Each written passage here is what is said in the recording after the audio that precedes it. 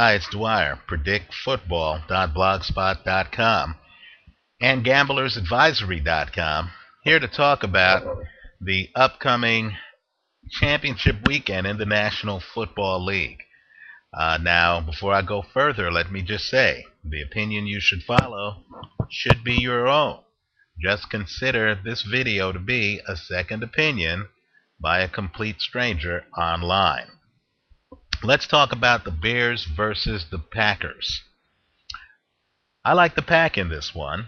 I believe it's going to be close. When these two teams play, the score is always low. But the Rosetta Stone of this game can be found in Week 17, just a few weeks ago. You'll see that in that game, which the Pack had to win to make the playoffs, you'll see that Jay Cutler was sacked 6 times. Jay Cutler threw for less than 200 yards, and Jay Cutler threw 2 picks. Jay Cutler is the weak spot in all of this.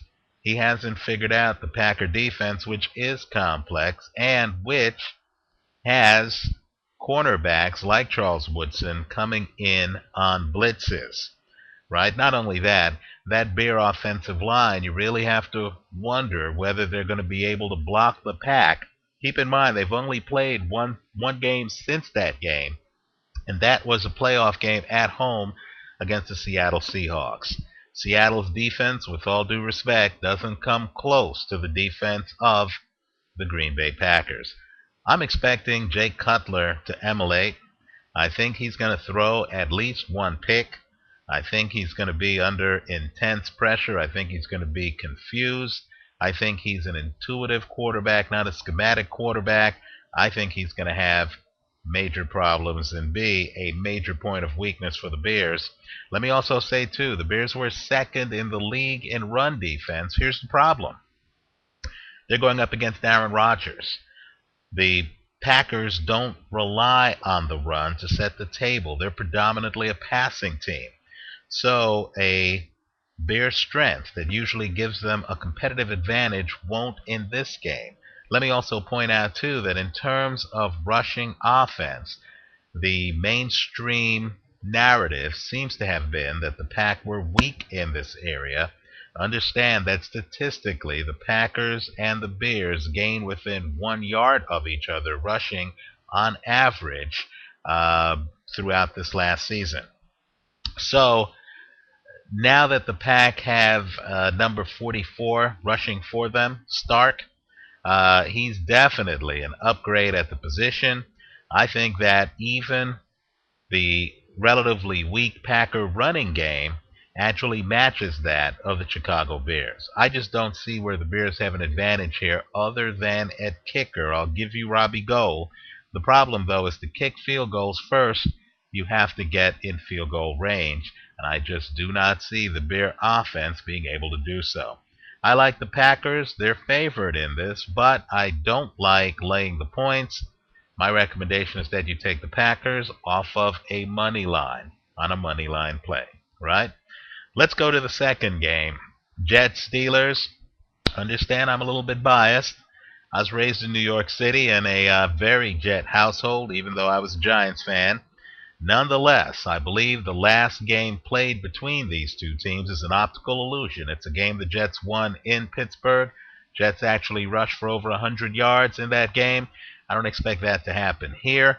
I expect the Pittsburgh Steelers to win this game. In fact, I expect the Pittsburgh Steelers to cover the 3.5 points. I just don't see how the Jets are able to run the football. Understand, only one team in the National Football League gave up less than 90 yards rushing per game.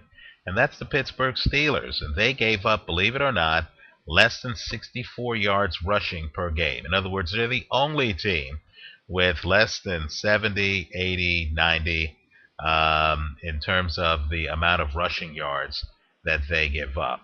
They are much better than the Jets, and the Jets have an excellent defense, but they're much better than the Jets when it comes to a run defense. Let's talk about passing the football. You realize on average, Mark Sanchez, who's really more of a manager than a gunslinger, right? Mark Sanchez only averaged about 210 yards passing per game in the regular season. Even last week when they beat the Patriots, Sanchez actually threw for less than 200 yards. Sanchez is very accurate short. He's not accurate deep. I think Sanchez is going to have big-time problems, especially given the Steeler pass rush. I do not see Sanchez being effective throwing a deep ball in this game. Right? Let me also point out, too, that last week, if you look at the Jets against the Patriots, you're going to see that there were many times in that game when the Jet defense had every Patriot wide receiver covered. What did Tom Brady do? He stayed in the pocket. He waited until he saw an open receiver. Ben Roethlisberger is a little bit more like Michael Vick.